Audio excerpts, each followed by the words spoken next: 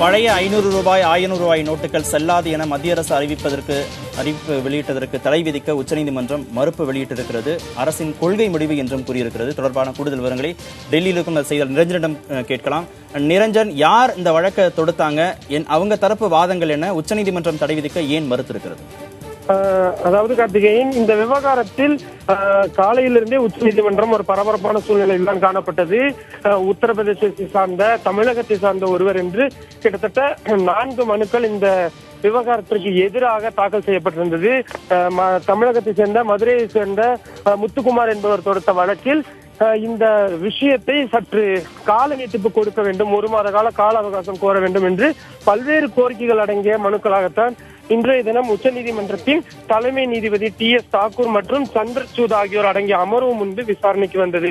அப்பொழுது இந்த மனுதாரர்களின் சார்பாக காங்கிரஸ் கட்சியின் மூத்த தலைவராக இருக்கக்கூடிய கபில் சிபல் அவர்கள் ஆஜராகியிருந்தார். மத்திய அரசின் சார்பாக அட்டார்னி ஜெனரல் முகுல் ரோத்தகி அவர்கள் ஆஜராகியிருந்தார்.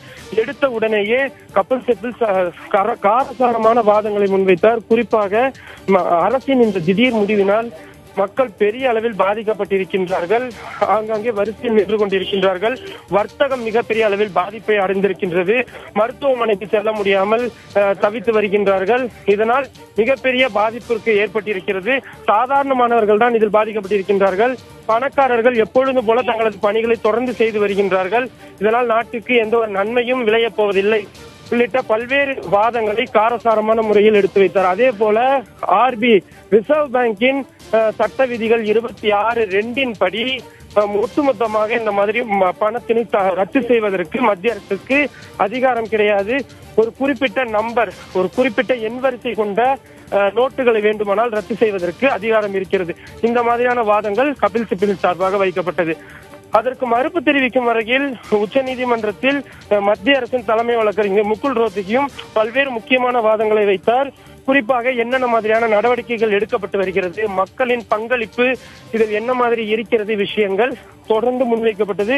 குறிப்பாக இந்த 100 ரூபாய் தவிர 500 ரூபாய் 1000 ரூபாய் நோட்டுகள் மொத்த பண வர்த்தகத்தில் 87% இருந்து வருகின்றது.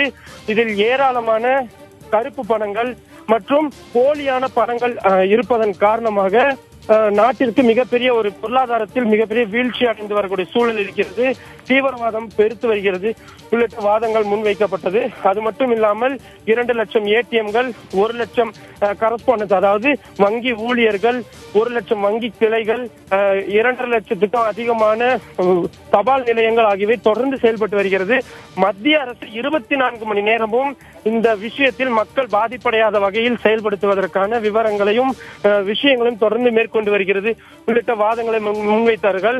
அப்பொழுது தொடர்ந்து மக்கள் கடுமையான பாதிப்புக்கு உள்ளாவது வருத்தம் அளிப்பதாக கூறிய உச்சநீதிமன்ற நீதிபதிகள் இது தொடர்பாக மேலும் ஏதேனும் விஷயங்களை செய்யலாம் அல்லவா என்ற ஒரு யோசனை போன்ற ஒரு விஷயத்தை கூறினார்கள். என்ன மாதிரியான நடவடிக்கைகள் எடுக்கப்பட்டு வருகிறது, விஷயங்கள் என்னென்ன போய்கொண்டிருக்கிறது உள்ளிட்டவற்றை நீங்கள் ஒரு ஆவணமாக தாக்கல் செய்யுங்கள் என்று உச்சநீதிமன்றம் மத்திய அரசுக்கு உத்தரவு பிறப்பித்திருக்கின்றார்கள். வழக்கு விசாரணையானது நவம்பர் 25க்கு ஒத்திவைக்கப்பட்டிருக்கிறது. கார்த்திகேயன், மனுதாரர் தரப்புகிட்டையோ அல்லது அவங்க வழக்கறிஞர் தரப்புகிட்டையோ உங்களால பேச முடிஞ்சதா? அறிவிப்பு வந்த மறுநாளே புதிய பணம் புழக்கத்திற்கு வந்த நிலையில இப்ப தடை விதிக்கிறது அப்படிங்கிறது மேலும் மேலும் இந்த குழப்பத்தை அதிகப்படுத்தாது. அவங்க தரப்புல என்ன சொல்றாங்க? நிச்சயமாக கார்த்திகேயன், இந்த விவகாரத்தில் மனுதாரர்கள் சார்பாக கேட்ட பொழுதும் சரி, உச்சநீதிமன்றத்தில் இருக்கக்கூடிய மூத்த வழக்கறிஞர்களிடம் கேட்டவும் சரி, அவர்கள் மிக தெளிவாக கூறியது இந்த மனுக்கள் உடனடியாக உச்சநீதிமன்றத்தால் ரத்து செய்யப்பட்டு விடும் என்ற ஒரு கோணத்தில் தான் கருத்துக்களை தெரிவித்திருந்தார்கள். ஏனென்றால் இது முழுக்க மத்திய அரசின் கொள்கை சார்ந்த விஷயங்கள். அவர்கள் என்னென்ன மாதிரியான நாட்டிற்கு செய்ய வேண்டும் என்பது அவர்களது தனிப்பட்ட கொள்கை சார்ந்த விஷயம். இதில் நீதிமன்றம் தலையிட முடியாது என்பதுதான் அரசியல் சாசன பிரிவுகளிலும் இருந்து வரக்கூடியது. அதே வேளையில் இன்றைய தினம் இந்த வழக்கு விசாரணை சென்ற பொழுது கூட இந்த முடிவிற்கு, அரசின் இந்த முடிவிற்கு தடை விதிப்பது சம்பந்தமாக எந்த ஒரு வாதத்தையும் உச்சநீதிமன்றம் கேட்கவில்லை.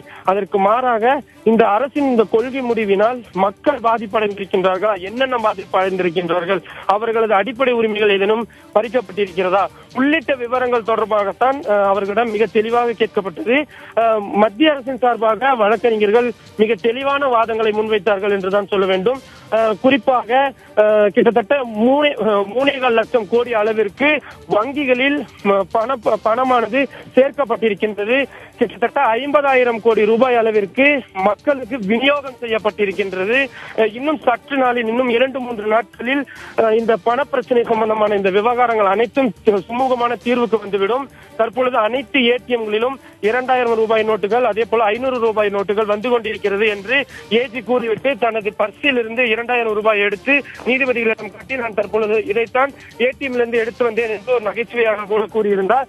அதனைத் தொடர்ந்துதான் நீதிபதிகள், நீங்கள் மக்களுக்கான அந்த வசதியான விஷயங்களை தொடர்ந்து மேற்கொள்வதற்கான சாத்தியக்கூறுகளை பாருங்கள் என்று கூறியிருந்தார்கள்.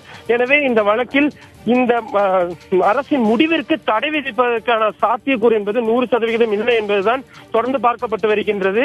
மக்களுக்கு தேவையான இந்த வசதிகள் மேற்கொண்டு தருவதில் அல்லது கூடுதலான நகரும் ஏடிஎம்கள் உள்ளிட்ட இந்த விவரங்களை கூடுதலாக செய்வதற்கு உச்சநீதிமன்றமானது கூடுதலான ஏதேனும் யோசனைகளை வழங்குவதற்கான வாய்ப்புகள் வேண்டுமானால் இந்த வழக்கில் இருந்து வருகிறது. கார்த்திகேயன்.